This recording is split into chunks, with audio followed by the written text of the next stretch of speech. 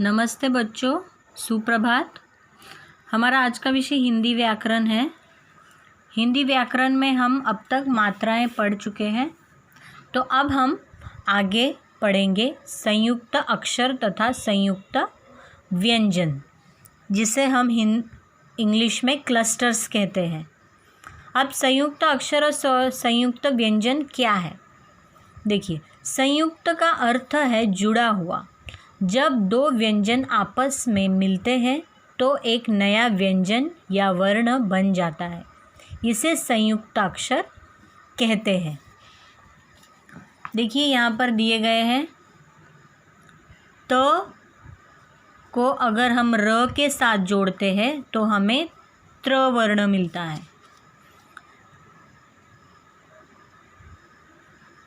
क श क्ष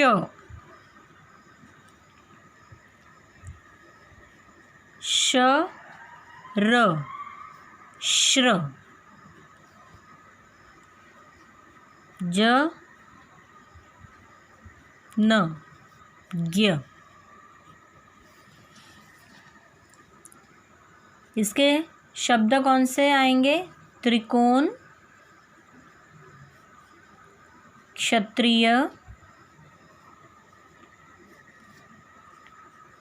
श्रमिक और ज्ञानी। अब ये अक्षर जो है ये संयुक्त अक्षर है। संयुक्त अक्षर क्यों? क्योंकि यह दो व्यंजनों से मिलकर बना है। अब हम देखते हैं, ये संयुक्त अक्षर है। अब आगे हम देखेंगे संयुक्त व्यंजन।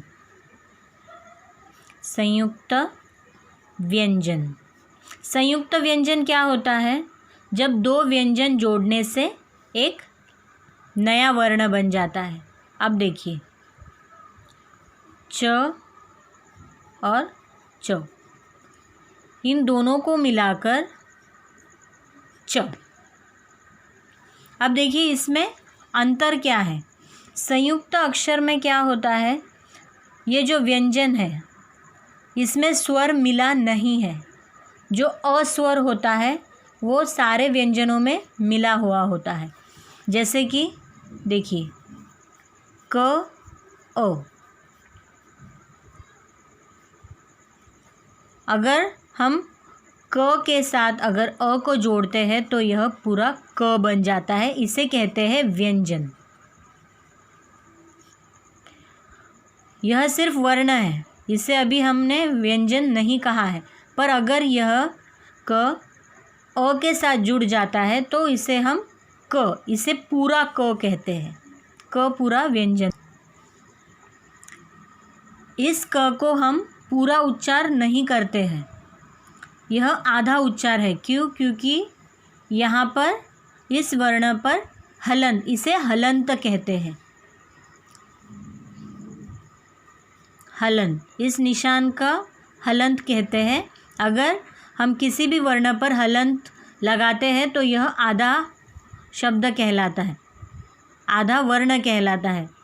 और इस आधे वर्ण को अगर हम स्वर के साथ मिला देते हैं तो हमें पूरा शब्द मिल जाता है, जो कि है व्यंजन।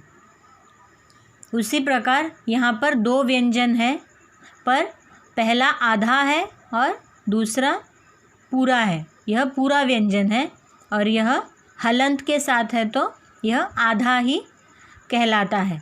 तो यह त र मिलकर त्र होता है। दूसरी ओर अब देखिए, यहाँ पर च पर भी हलंत लगाया है तो यह आधा च है और यह पूरा च है। तो यह दो मिलाकर संयुक्त व्यंजन बना है, जिसमें एक आधा और एक पूरा व्यंजन जोड़ा गया है। अब इसका उदाहरण हम दे सकते हैं बच्चा।